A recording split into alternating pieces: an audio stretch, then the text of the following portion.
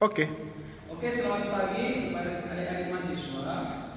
Kita masuk pertemuan pertama dalam hukum perdata. Sebelum kita masuk dalam pertemuan kita, baiknya saya memperkenalkan diri saya dulu. Nama saya Bingka Ilges Matutang SHMH. Saya akan mengampu pertemuan untuk hukum perdata. Dan kepada adik mahasiswa supaya memperkenalkan diri.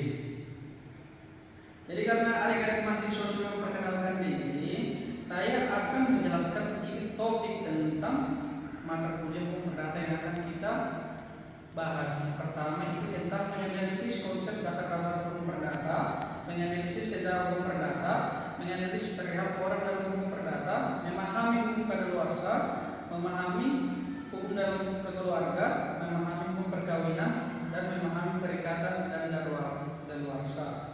Jadi di sini mahasiswa ini harus memahami mata kuliah ini sebagai mata kuliah tentang hukum perdata. Di sini kuliah hukum perdata ini merupakan mata kuliah wajib untuk semester 4 dan mata kuliah ini dibebankan 3 SKS yang dimana kita akan mempelajari secara garis besar mata kuliah ini mencakup pokok-pokok hukum perdata yang dimana nanti kita akan menjelaskan tentang konsep dasar-dasar hukum perdata, menganalisis sejarah hukum perdata, menganalisis perihal orang dalam perdata, memahami hukum keluarga, memahami hukum perkawinan, memahami hukum perikatan dan daluarsa dalam hukum perdata. Jadi capaian pembelajaran kita supaya adik-adik mahasiswa mampu memahami secara konseptual konsep dasar-dasar hukum perdata dan yang berkaitan dengan hukum perdata. Oke, karena kita sudah mendengar tadi tentang capaian pembelajaran, kita akan masuk ke materi pertama, yaitu hukum perdata. Tentang konsep dasar hukum perdata dan keadaan hukum perdata di Indonesia. Pengertian hukum perdata. Pernah enggak ada mahasiswa mengenal kata perdata? Yaitu perdata itu, yang katanya itu adalah data. Data itu berarti sebuah data gitu. Jadi dokumen. Jadi yang dimaksud dengan perdata itu adalah kepentingan untuk pribadi atau personal. Jadi istilah hukum perdata ini pertama kali diperkenalkan oleh Profesor Doyo Nigono sebagai terjemahan dari Burgerlinger. Di samping istilah itu, sinonim hukum perdata adalah civil right atau privat right. Istilah hukum perdata dalam arti yang sempit sebagai lawan hukum dagang seperti dalam pasal 102 Undang-Undang Dasar sementara dan menitahkan pembukuan hukum di negara Indonesia terhadap hukum perdata dan hukum dagang, hukum pidana sipil maupun hukum pidana militer, acara perdata, acara pidana, serta susunan kekuasaan pengadilan. Hukum perdata dapat dibagi menjadi 2 macam, yaitu hukum perdata material dan hukum perdata formil. Yang menjadi fungsi dalam hukum perdata tersebut adalah untuk mengontrol bagaimana seseorang dapat menuntut haknya dan bagaimana negara melalui misinya atau hakimnya mempertimbangkan dan menyelesaikan masalah perdata yang dibawa ke hadapan mereka. Jadi ini berbeda hal dengan pidana. Kalau dia pidana itu dia menjelaskan tentang kepentingan umum, yang dimana kan kalau di pidana dia menjelaskan tentang bagian-bagian negara, yaitu wilayah, manusianya, undang-undangnya itu.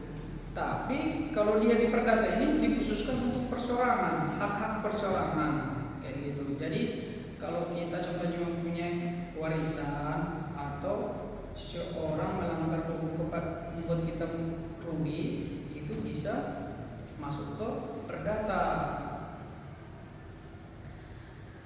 Di sini sumber-sumber hukum perdata itu ada banyak ini. Ada di IABW, ada Undang-Undang Nomor 5 Tahun 1960, Undang-Undang Nomor 16 Tahun 2009, Undang-Undang Nomor 4 Tahun 1996, Undang-Undang Nomor 42 Tahun 1999, Undang-Undang Nomor 24 Tahun 2024, Impres Nomor 1 Tahun 1991. Inilah sumber-sumber hukum perdata ini. Dari sinilah cikal bakal dari hukum perdata tersebut di Indonesia ini.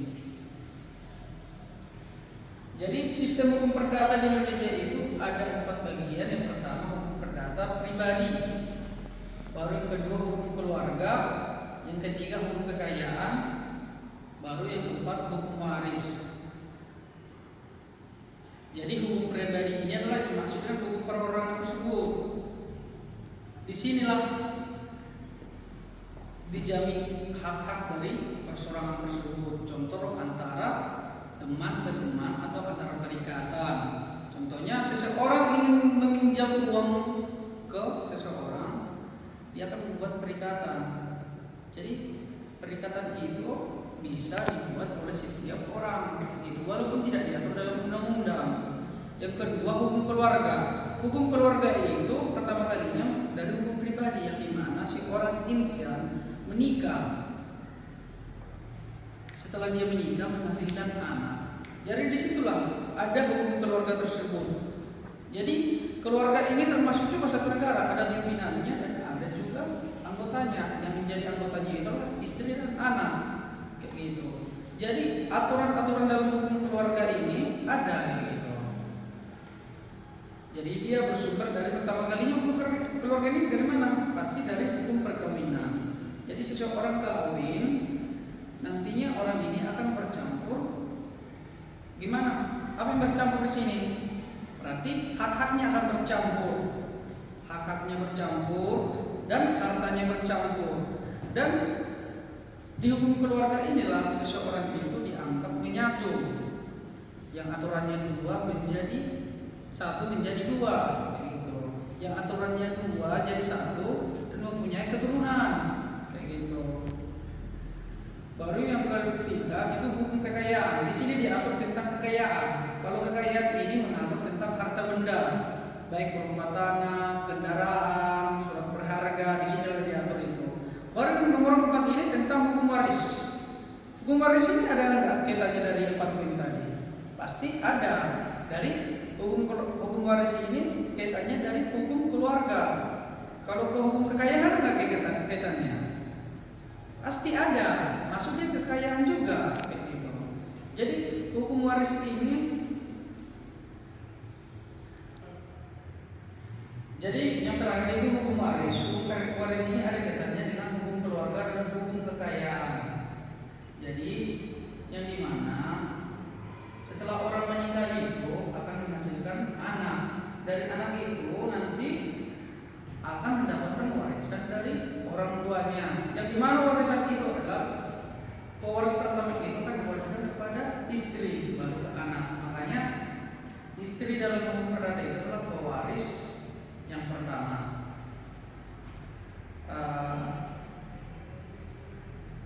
Asas-asas hukum perikatan itu tentang sosialisme, asas kebebasan berkontrak, dan asas sanser panda, itikat baik, dan asas kepribadian. Jadi saya rasa cukup sekianlah untuk pembahasan hari ini, yang dimana tujuan dari kita mempelajari hukum perdata ini adalah supaya adik-adik mahasiswa dapat memahami tentang materi-materi tentang pokok-pokok hukum perdata. Jadi yang nantinya menjadi bekal adik-adik mahasiswa semua, gitu. Jadi untuk saya bisa menilai pemahaman adik-adik untuk hari ini, saya ingin memberikan tugas berupa makalah. Kalian bagilah berapa kelompok ini, ada kira-kira berapa orang, kalian bagi jadi 3 kelompok yang nantinya dipresentasikan minggu depan. Demikianlah perkuliahan kita hari ini, kita tutup dan minggu depan kita masuk ke